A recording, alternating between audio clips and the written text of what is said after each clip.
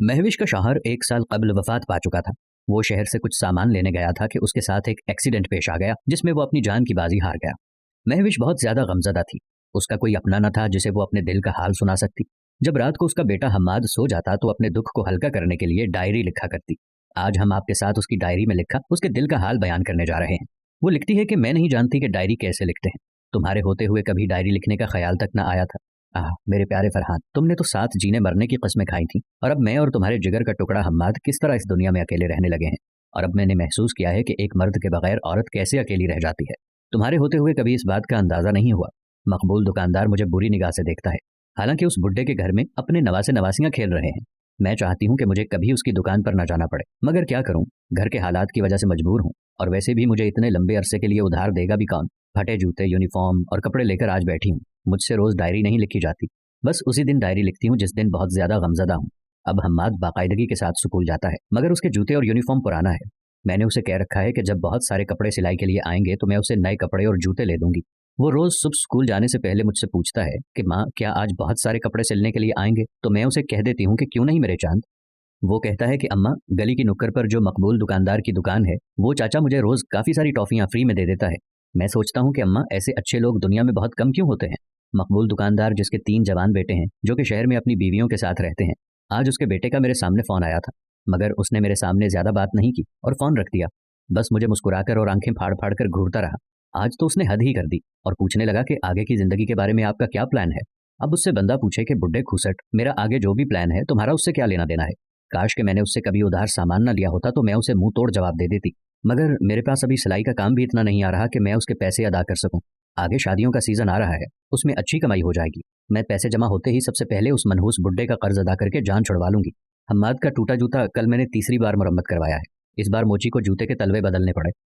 आज उस मकबूल दुकानदार ने एक रिश्ते करवाने वाली को मेरे घर भेजा। उसका कहना है कि अगर तुम मुझसे शादी कर लो तो वो तुम्हें राशन के सारे पैसे मुआफ कर देगा और घर का किराया भी अदा कर देगा।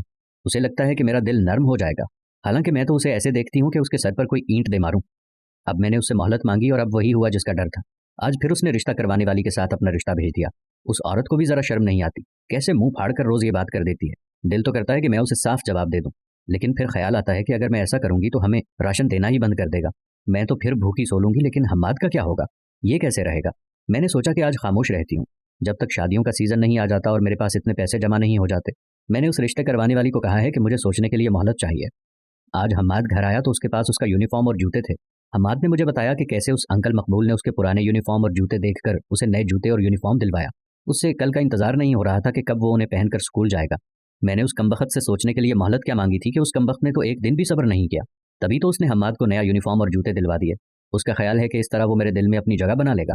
आज हम्माद की खुशी की इंतहा नहीं थी। वो नए यूनिफॉर्म को पहनकर बेइंतहा खुश था। मकबूल दुकानदार अपने घटिया मकसद में काफी हद तक कामयाब हो गया था। मेरा दिल चाह रहा था कि ये दोनों चीजें ले जाकर उसके मुंह पर दे मारूं। वो मुझे क्या समझता है, मेरे हाथ अभी सलामत हैं, मैं अपनी सिलाई कढ़ाई के काम से घर का खर्चा चला सकती हूँ। मगर फिर हम्माद का हंसता मुस्कुराता चेहरा सामने आ गया। वो ये दोनों चीजें लेकर बहुत ही खुश था। वो काफी अरसे बाद इतना खुश है। उसे खुश देखकर मैंने वो दोनों चीजें रख ली। वैसे भी मैं रोज झूठ बोल बोल कर थक गई थी। पता नहीं मैंने ठीक किया भी या नहीं। आज मालिक मकान भी मुझसे घर खाली करवाने के लिए आया था। वो तो शुक्र है कि मकबूल दुकानदार वहां मौजूद था। उसने फौरन 3 माह का किराया अदा कर दिया और बात खत्म हो गई। शायद इसीलिए आज रिश्ता करवाने वाली मेरे पास दोबारा आई थी। उसने फिर मुझसे वही बात की।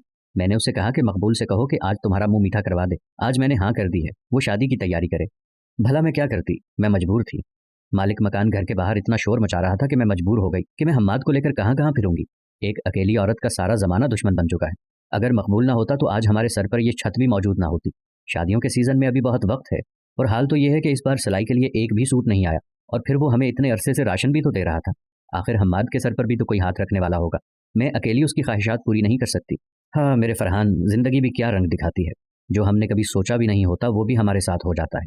आज भी मुझे वो शख्स जहर लगता है, मगर मैं क्या करूं, मैं मजबूर हूं, लाचार हूं। इस तंग दस्ती में हम्माद का गुजारा बहुत मुश्किल से होता है। दोस्तों, हम उम्मीद करते हैं कि बेवा औरत की इस कहानी से हमने सबक जरूर सीखा होगा कि किसी मजबूर और लाचार औरत की मजबूरी का फायदा उठाने की बजाय अगर अल्लाह की रजा के लिए उसकी मदद कर दी जाए तो अल्लाह उस इंसान से कितना खुश होगा। दोस्तों, उम्मीद है हमारी आज की वीडियो भी आपको जरूर पसंद आई होगी। वीडियो अच्छी लगी हो तो अपने दोस्तों के साथ जरूर शेयर कीजिए।